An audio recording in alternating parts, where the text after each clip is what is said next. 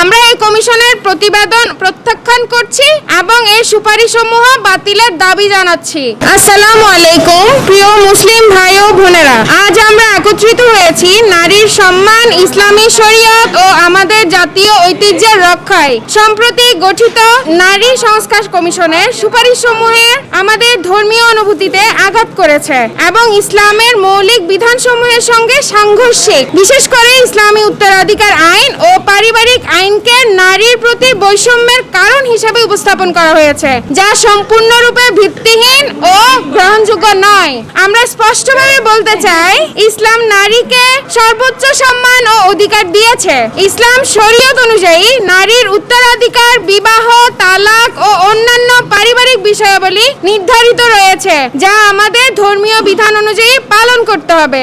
নারী সংস্কার কমিশনের সুপারিশসমূহ ইসলামের শরীয়তের সাথে সাংঘর্ষিক এবং ধর্মীয় অনুভূতিতে আঘাত আনে।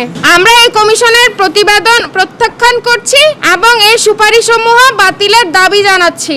আমরা বিশ্বাস করি, ইসলামী শরীয়ত অনুযায়ী নারীর অধিকার প্রতিষ্ঠা করা আমাদের ধর্মীয় দায়িত্ব। আমরা এর প্রতিবাদে একত্রিত হয়ে আমাদের ধর্মীয় অধিকার রক্ষায় সোচ্চার হব। ধন্যবাদ।